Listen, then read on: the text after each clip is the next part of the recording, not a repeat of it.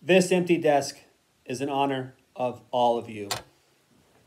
Here we are, starting our new normal. We're going to call it the Empty Desk series. And the reason why I've kept an empty desk here and an empty chair is to remind you and remind me of the most important thing about all of this, you, the students, and just how much I miss you and how much I could fill all 40 desks, all 5 periods. And I wish we'd be back in the classroom, 129, filling up the 143, just spreading love and learning about literature and celebrating our lives.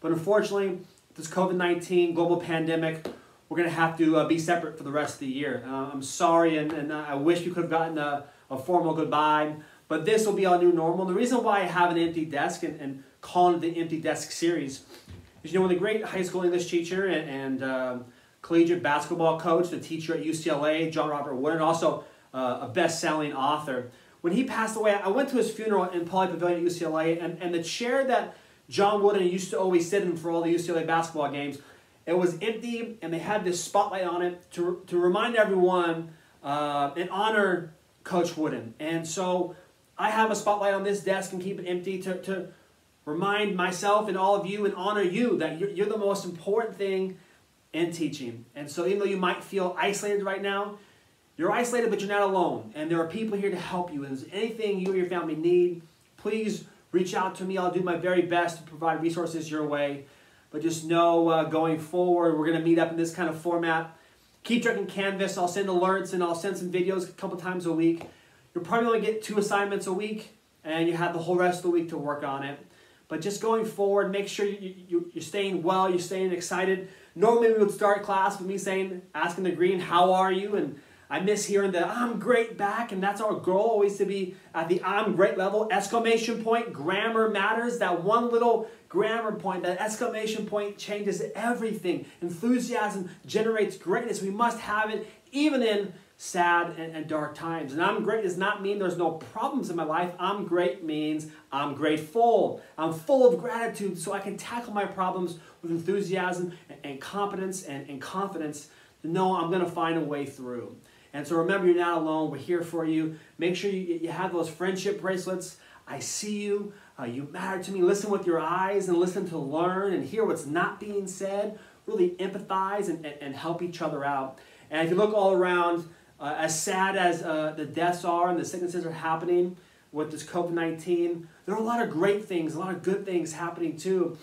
As I've been going on my daily walks, and I wear a mask when I go on my walk, but when I go on these daily walks, for all the years I've lived here, almost no one ever says hello. Even when I say hi first, they don't respond. But the past couple weeks, every walk I've been on, someone has initiated a greeting. Hello, how you doing? And for the first time, we're kind of moving away of a celebrity-obsessed culture and yearning for community again, from celebrity to community. Excuse me. And we're a community too. Even though we're still apart, we're still together, Virgins community. So remind yourself to start the day with gratitude matters what's happening, and look for all the good that's going on in the world. People often quote the Fred Rogers quote of look for the helpers. He was talking to young kids. What it really means to us as young adults is we need to be the helpers for other people. And sometimes the most important person you need to help is yourself. Remember those pocket mirrors that I gave you. And there's 2 mirrors. There's one on the bottom with that Giving Tree quote. Do something on purpose every day to make someone feel for certain they're loved. That's what Teeter Totter leaders do. And there's that top mirror. That bottom mirror you got to look at and remind yourself that you're worthy, that you matter, that you're important, and you got to love yourself fully now so you can become all you want to become later on. And that top mirror, you're visualizing what you want to be in life, how you're going to get forward, and how you go from the bottom to the top is by topping yourself every day in some way. And we mentioned how, when I was in Boy Scouts, they always said have a good pocket mirror, because if you got lost, you can reflect the sunlight to a rescue helicopter or a plane. And remember, as you go through life and you deal with tragedy or struggle, that you're the one that's going to have to rescue yourself. And you do that by reflecting your own light back to yourself and then giving that light away to other people. Being that teeter-totter that puts your ego and yourself on the bottom, that's how you lead, and you elevate love to the very top. You make love your highest priority, and you try and top the way you love every single day, loving larger than you did the day before. And you do that, you'll elevate people to feel more loved and become more loving. And there's no greater legacy than the legacy of love, knowing that inner peace you can have because the love you gave away every day, it made more people love more people and love themselves more too. There's no higher achievement than that. And that's what literature is all about, life. And so we're going to continue to discuss literature and writing and reading. It's another way you can really top yourself every day is pour your time into books and into writing. Writing is just the expression, describing how you think and feel. And so, as Bradbury said, the first thing a writer must be is excited about being who you are. Back to the exclamation point. Let's be pumped up and fired up and have enthusiasm. Let's eat lava and or eat lightning and vomit lava. Eat the world and vomit lava and form a new world. And that's kind of what's happening right now with the COVID. Is this new world is forming. The possibility for it. And remember, you're a leader. You matter. You have everything you need to make the world a better place inside of you. That's what writers do. We take what's on the inside and pour it on the outside. And it's time for us to pour our lava and create a new world full of community based in love. And we make time for make-believe and play, imagination, empathy and kindness and joy and wonder and beauty.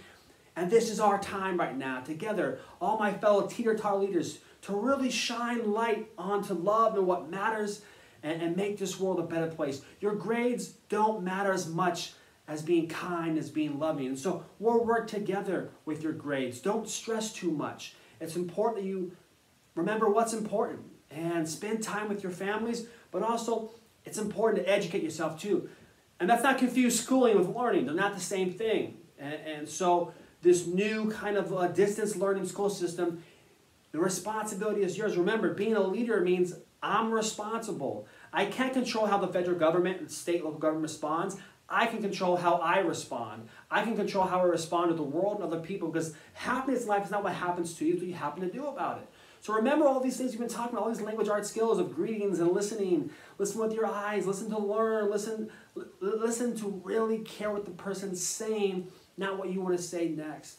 And when we all feel listened to in a community, we're going to look back on this time together, this pandemic, and realize, wow, this really propelled us forward to a whole new great society, because our society was sick well before the virus came. And it's time we start putting the love of people before anything else. Our principles must always come before our profits. And so let's be reading, let's be writing, spend time in thought and care for ourselves and one another. Keep up with your writing binders, which I'll go in more details in our text. Keep up with your journals. Keep working on your children's book. And your personal choice, one book a month as well. I've been reading a lot of great books. We'll talk more about that in a later Empty Desk session.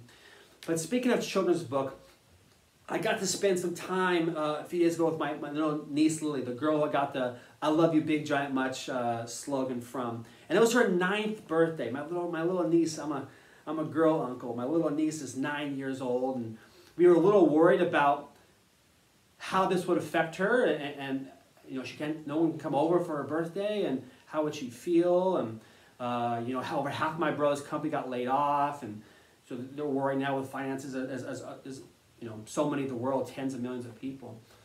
And here was this little girl. We were talking about how it's important to grow back, not grow up, and be childlike, because we loved our largest when we were our smallest, and that when we were a little kid, a stick was never just a stick, and our imagination and make-believe and wonder, that was when we were our greatest artists. We need to get back to the artistry that we have inside and reclaim our artistry and reform a reformation on the world in which we live. And we do that every day, taking responsibility for who we are. And so I'm watching this little girl, and we give her this little small cake her mom made for her, and it's just my brother and my sister and her mom and her little sister, almost 2 years old, Avery Valentine Schultz. And we sing her happy birthday, and she has this big smile on her face, and I have my dad on my phone Skyping him, my sister has my mom on her phone, you know, FaceTiming him. And this little girl shouts out, hands straight in the air, "This is the best birthday ever!" And she found a way to still find the joy and the excitement and the wonder of life. Even though it wasn't the traditional or typical thing, she still found a way to be full of gratitude and love and make the most of it. And so let's make this the best learning ever.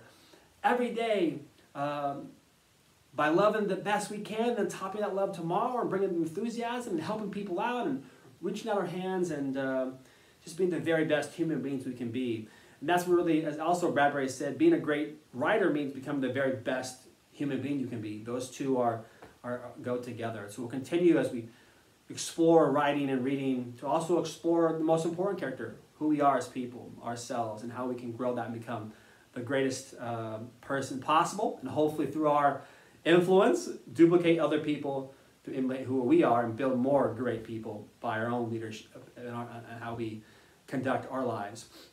And speaking of being childlike, my other little niece, Avery, we were going on a walk, and Lily was flying this kite she got, and little Avery fell down, and she scraped her knee, and I almost went to scoop her up and say, oh, it's going to be okay, and her mom stopped me and said, no, how we react when she falls determines how she reacts. And they all, it's okay, you fell, no big deal, get back up. And we're smiling and saying, no, it's okay, Avery, don't worry about it. And that's so important to remember too, is as leaders, how we react determines how those who are younger than us react to, who are weaker than us react to. And so some of you may be falling behind in your grades or schoolwork or other things happen in your life.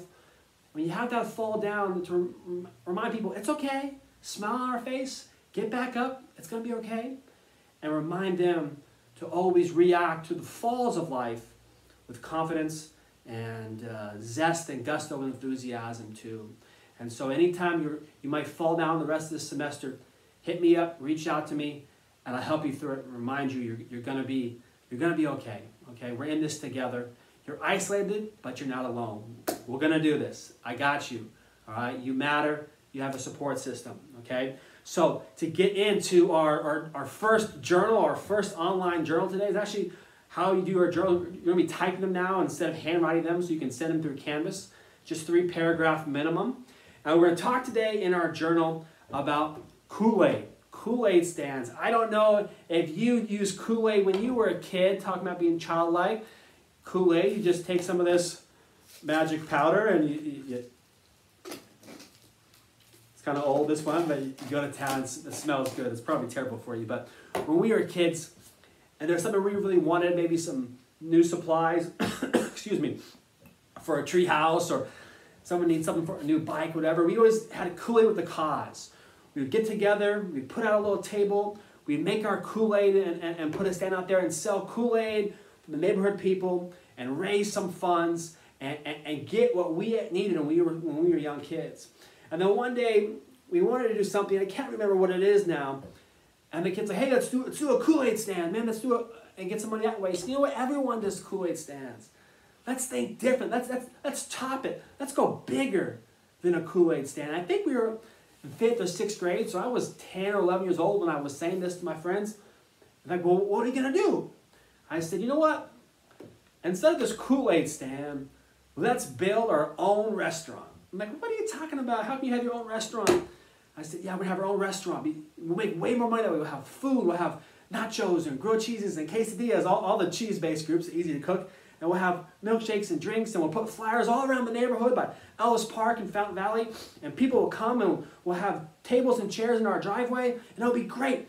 Everyone's like, I don't know, man. I'm like, no, we can do it. Trust me, trust me, trust me. And we started getting together, and it was myself and about 4 or 5 neighborhood kids, and we made these signs with colored ink, and we passed them all around the neighborhood. I remember we did it so well that one of our neighbors, it wasn't on our main street, but the streets down by Ellis Park, called my mom and said, you can't, this is a residential area, you can't build an industrial restaurant. Mom said, oh no, it's just some neighborhood kids come together, it's not a real restaurant. But for us, it was real. We wanted to do something much greater than a Kool Aid stand for a cause. And so we built the Stingray Cafe. This is a picture of the very first group right here on Bunting Circle, Fountain Valley, California, doing the Stingray Cafe. And it was a huge success for us, and we made a lot of money, a lot more money than a Kool Aid stand would, and we used it to do good and build our dreams. And so right now, in your first writing assignment, I want you to think about, firstly, what's your Kool Aid cause? What is something that you're in need of right now? Maybe not you individually, but us collectively as a society, in your neighborhood, in your homes, your family. What is an urgent need? And instead of doing what everyone else does and just do some Kool Aid stand, how can you top it and take that idea and turn it and elevate it into a restaurant style. How can you do something that's never been done before, that's never been thought of before, and be innovative? And when people adapt, say, it's going to be okay, we're going to make it happen, and make it so real and so colorful and come alive that neighbors think a real-life restaurant is being built in the garage of 10325 Bunting Circle.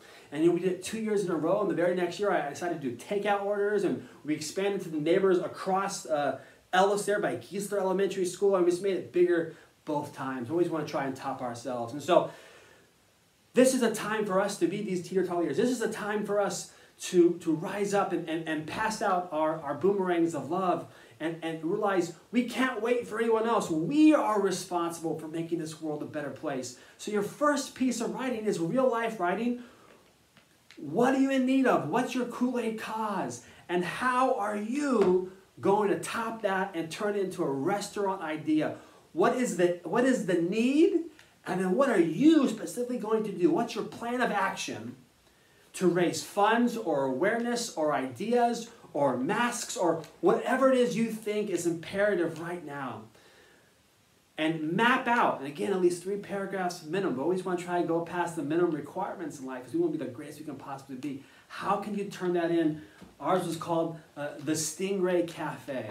That name I don't like so much anymore because, Stingray killed Steve Irwin, the crocodile hunter. I've never forgotten that. But what's your Stingray Cafe? What's your Kool Aid cause? And what's your Stingray Cafe?